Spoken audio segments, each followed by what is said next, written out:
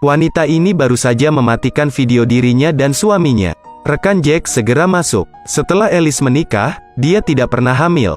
Pasangan itu membuat janji bertemu dokter besok pagi. Alice takut mengungkapkan kerentanannya. Aku tak berani bermalam, langsung meminta Jack mengantarku pulang. Tangki bahan bakar baru saja terisi, setelah beberapa saat kehabisan bahan bakar. Jack curiga tetapi hanya bisa menahannya.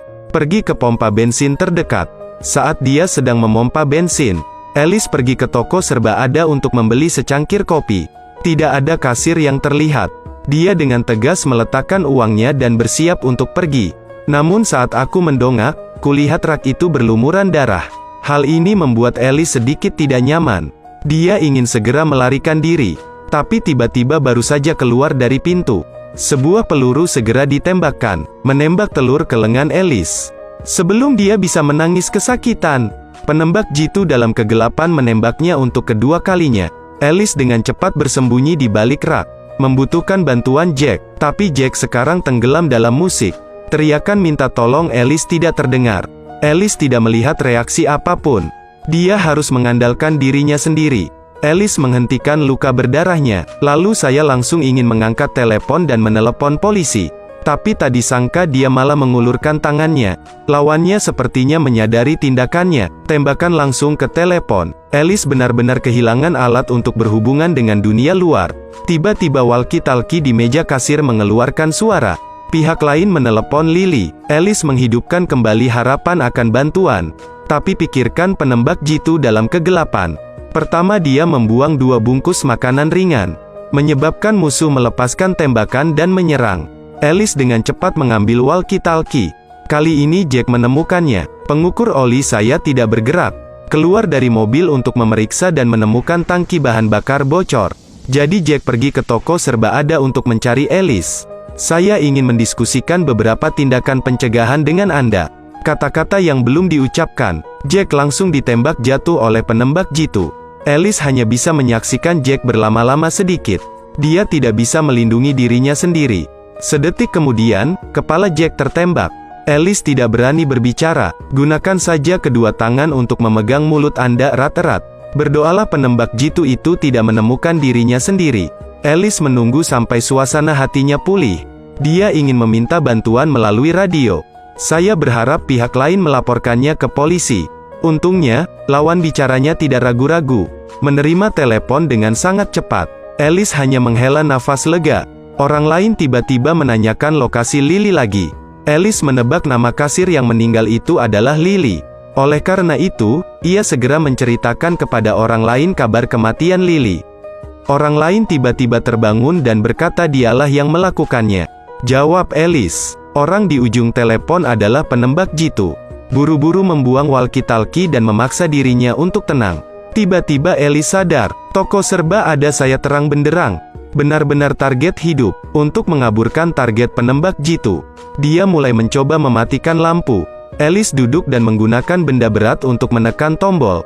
Tapi gagal terus-menerus. Alice depresi. Tiba-tiba saya menemukan gerobak kecil di sebelah saya yang bisa bergerak. Jadi dia menggunakan gerobak itu sebagai tempat berteduh. Berhasil mendekati tombol mati. Berhasil mematikan lampu. Lampu di toko serba ada dimatikan. Alice untuk sementara aman. Dia mulai menemukan cara untuk menghubungi dunia luar. Toko serba ada saluran telepon dan alarm kebakaran. Semuanya hancur. Alice tidak punya pilihan. Harus pergi ke sisi Jack untuk mengambil kunci mobil untuk melarikan diri. Tanpa diduga, penembak jitu itu menyadari pikiran Alice. 2 peluru ditembakkan tepat ke ban. Kesuksesan menghalangi kemundurannya. Tidak ada jalan lain. Alice hanya bisa bersembunyi di toko serba ada dengan cara yang sederhana. Tiba-tiba toko itu kedatangan pelanggan.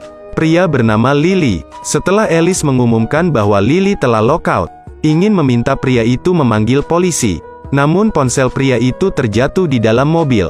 Selanjutnya saya ingin bertanya apa yang terjadi di sini. Alice berjaga-jaga, segera perpanjang jarak dengan lawan. Dia juga mengambil palu untuk pertahanan.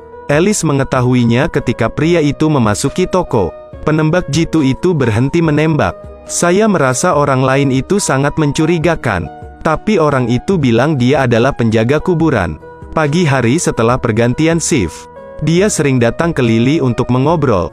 Alice tidak mempercayai lawannya. Ketika pria itu mengetahui ada penembak jitu di kegelapan, dia juga tidak mau mengambil risiko keluar ke mobil untuk mengambil ponselnya dan menawarkan untuk tinggal di toko serba ada sampai pagi. Alice tidak puas. Dia mulai menggunakan kata-kata untuk merangsang orang lain. Terus mengatakan dialah pembunuhnya. Pria itu yang ingin membuktikan diri langsung menuju ke samping mobil. Saat dia hendak mengangkat tangannya, sebuah tembakan mengenai kepalanya. Penembak jitu membunuh pria itu. Salahkan Alice. Pada saat ini, Alice juga sedikit menyesalinya. Jika Anda mendengarkan nasihat pria itu, kalian berdua menunggu di sini sampai subuh. Mungkin seseorang berhasil melarikan diri, tapi itu tidak cukup untuk mengalahkan Alice. Dia masih tidak menyerah, mencari harapan untuk melarikan diri. Alice mengangkat payung untuk memancing penembak jitu. Dia kemudian pergi ke pintu belakang toko serba ada.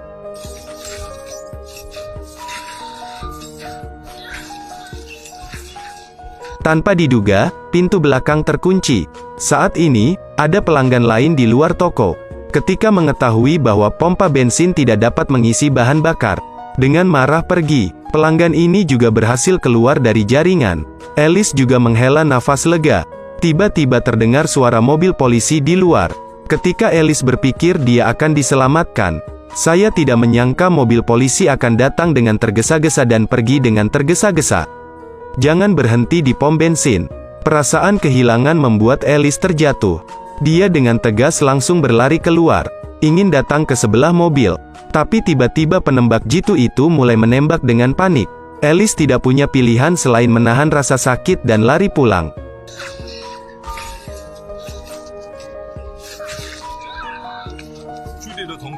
Menahan rasa sakit yang hebat, Alice bersembunyi di toko serba ada. Langsung koma dan tidak sadarkan diri. Dalam panggilan konstan penembak jitu, Alice bangun lagi. Dia mencari gergaji. Baru saja akan kesulitan dengan kunci pintu. Tanpa diduga, tangan Alice terluka, sehingga Alice pun mengalami gangguan mental. Dia tidak tega mengambil walkie-talkie dan mengumpat dengan keras. Penembak jitu itu tidak marah, bahkan menanyakan apakah Alice pernah melakukan hal buruk. Alice dengan enggan mengakui kebenaran bahwa dia berselingkuh. Alice adalah CEO perusahaan. Ada juga suami yang rajin. Tapi tidak tahu kenapa, setelah menikah, dia tidak pernah hamil. Alice sangat kesal, segera pergi mencari Jack untuk menenangkan suasana hatinya. Alice bahkan membuat banyak janji. Saya hanya memiliki hubungan fisik. Semangat tidak akan mengkhianati. Tapi penembak jitu itu tertawa dingin. Katakan padaku kenapa aku membunuh Lily. Lily sama seperti Alice. Seorang wanita yang sudah menikah tetapi masih memberontak. Jadi dia membunuhnya. Tiba-tiba terdengar suara mobil di luar. Menyela pembicaraan antara dua orang. Seorang lelaki tua turun untuk mengambil bensin. Kemudian dia menyadari bahwa mobil di sebelahnya tampak agak aneh dan mendekat dengan rasa ingin tahu. Segera melihat mayat, dia panik dan cepat berbalik untuk bersiap pergi. Alice juga berteriak, ketika lelaki tua itu bereaksi dan hendak kembali ke mobil. Sedetik kemudian, Alice menatap kosong. Orang tua itu ditembak jatuh oleh penembak jitu lainnya. Tak lama kemudian, seorang wanita tua turun. Melihat suaminya terjatuh, aku hanya bisa menangis sekeras-kerasnya. Penembak jitu langsung menembak wanita tua itu. Lelaki tua itu tersentak ketika melihat istrinya terjatuh dan merangkak. Saya tidak menyangka penembak jitu akan menembak lagi. Alice menyaksikan pemandangan yang begitu kejam, menjadi lumpuh. Tanpa diduga, ada seorang gadis kecil di dalam mobil tersebut. Gadis kecil itu penasaran di mana kakek dan neneknya dibaringkan. Melihat ini, Alice dengan cepat menggunakan bahasa isyarat untuk memberi isyarat agar dia duduk. Untuk menghindari penembak jitu melukainya, Alice mulai berbicara dengan penembak jitu. Mengalihkan perhatiannya, Alice menulis catatan yang memperingatkannya. Aku tidak menyangka gadis itu akan mengetahuinya saat ini. Kakek nenek jatuh bersama, buru-buru dan cemas berlari ke samping tubuh itu. Penembak jitu pun mengetahui keberadaan gadis itu. Alice memberi peringatan di kertas. Suruh gadis itu bersembunyi di dalam mobil.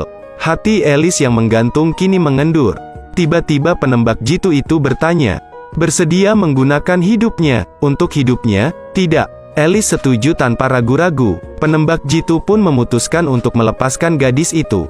Prasyaratnya adalah gadis itu harus pergi ke jalan raya sendirian. Dan Alice harus keluar dari toko serba ada. Jadi Alice dengan cepat menggunakan selembar kertas itu untuk menyuruhnya berlari. Tanpa diduga, gadis itu belum kembali tenang.